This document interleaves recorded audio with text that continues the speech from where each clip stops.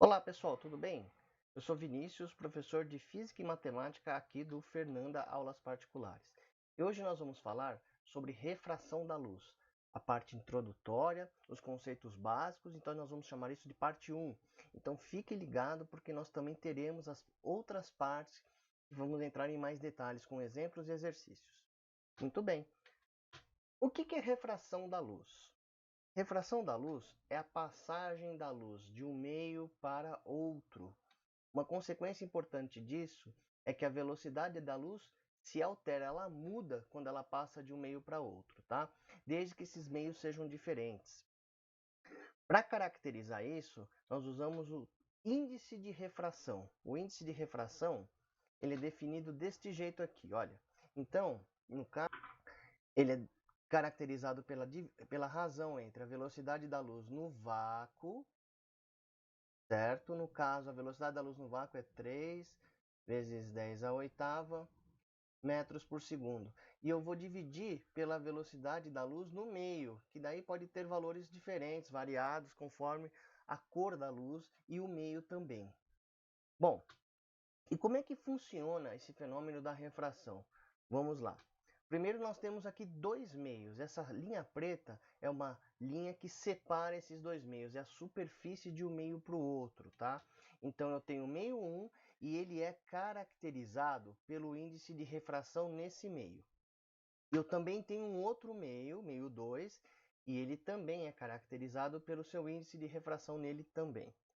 Da mesma maneira que nós tínhamos a reflexão e caracterizávamos a reflexão pelo raio incidente e refletido, aqui vai funcionar do mesmo jeito. Então, ó, primeira coisa, a luz incide num ponto da superfície aqui e ela forma com a normal, é sempre com a normal, um ângulo de incidência. Nesse caso aqui, eu vou chamar de θ1, porque é o ângulo da luz incidente no meio 1, certo? Não se esqueça que a luz está partindo do meio 1 e indo para o meio 2.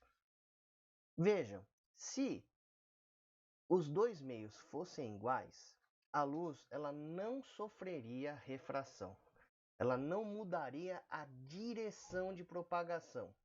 Porém, a partir do momento que esse índice de refração N2 é diferente do índice de refração N1, a luz pode ter dois comportamentos. Então, olha só, ou eu me aproximo da normal, certo? Neste caso aqui, não, o ângulo é chamado de ângulo de refração, e eu vou chamar de θ2. Então, ó, vamos deixar bem claro quem que é quem aqui, ó. Esse aqui, o θ1 é o ângulo de incidência, tá certo? Incidência, ângulo de incidência. E o θ2 é chamado ângulo de refração, é o ângulo de refração. Refração. Essa aqui, vermelha, é a luz incidente e esta verde é a luz refratada que está passando para o outro meio. Então, é a luz refratada, certo? Raio de luz refratado. Muito bem. Então, podemos falar que tem dois comportamentos. Olha só. Então, há um desvio da direção da luz. Ou ela se aproxima do normal, que é o caso deste raio verde, ou ele se afasta da normal. De qualquer maneira, o ângulo, esse ângulo que o raio refratado faz com a normal é sempre o θ2, tá bom? Neste caso aqui, ó, o ângulo, a luz está se afastando na normal. Pontos importantes agora.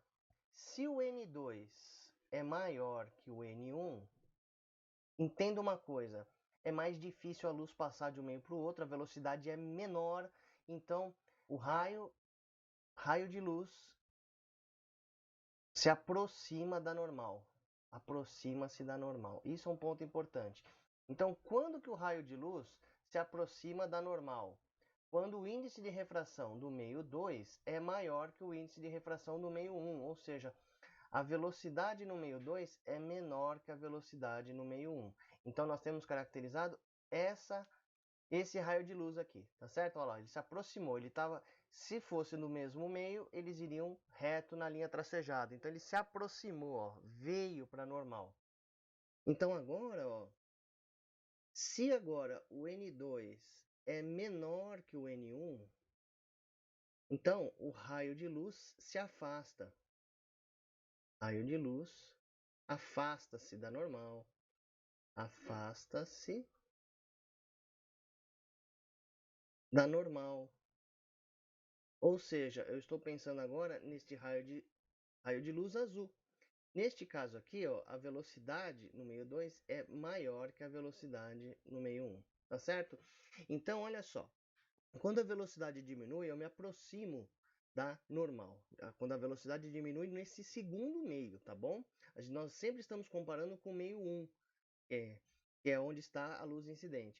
Se a velocidade aumenta, ele se afasta da normal. Então, esses são dois pontos muito importantes que você tem que levar em consideração na hora de entender o fenômeno da refração. Bom, o que é a lei de Snell-Descartes, que relaciona tudo, ângulo de incidência, índice de refração? Vamos entender isso, tá? Primeira coisa, o raio vermelho aqui é o incidente e esse é o ângulo de incidência, eu vou chamar de θ1. O raio refratado muda a sua velocidade, pode se aproximar ou se afastar da normal, porém ele vai ter caracterizado aqui esse ângulo de refração θ2. Então, θ1 é o ângulo formado pelo raio incidente com a normal, hein?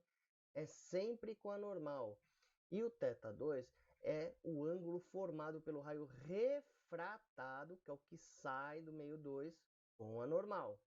A lei de Snell fala-nos o seguinte, isso aqui, que o índice de refração do meio 1 vezes o seno do ângulo de incidência é o índice de refração do meio 2 vezes o seno do ângulo refratado. Essa é a chamada lei de Snell, certo? Então, estou relacionando aqui índices de refração do meio 1 com o ângulo de incidência neste meio 1 e o índice de refração do meio 2 com o seno do ângulo refratado formado pela luz refratada. Na parte 2 das nossas videoaulas, nós vamos mostrar alguns exemplos de utilização da lei de Snell-Descartes, tá bom? Vamos para um exemplo de cálculo de índice de refração. Olha esse exemplo. A luz amarela do sódio propaga-se no vidro com essa velocidade de 2 vezes 10 a oitava metros por segundo. Sendo a velocidade da luz no vácuo igual a 3 vezes 10 a oitava metros por segundo, determine o índice de refração do vidro para a luz amarela do sódio. Então, o que está acontecendo? Essa luz amarela entrou no vidro e ela tem uma velocidade diferente. No vácuo, qualquer luz sempre vai ter 3 vezes 10 a oitava metros por segundo, certo? Essa luz amarela do sódio, ao entrar no vidro, apresentou esta velocidade aqui, certo?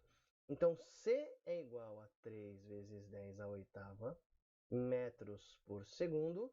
E a velocidade da luz no meio é 2 vezes 10 a oitava metros por segundo.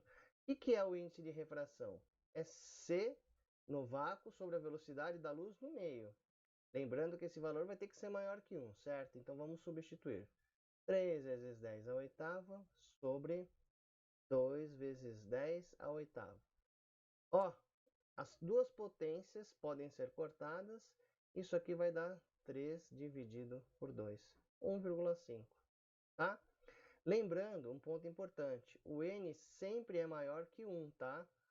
Sempre. Por quê? Porque a velocidade no meio da luz é sempre menor que a velocidade da luz no vácuo.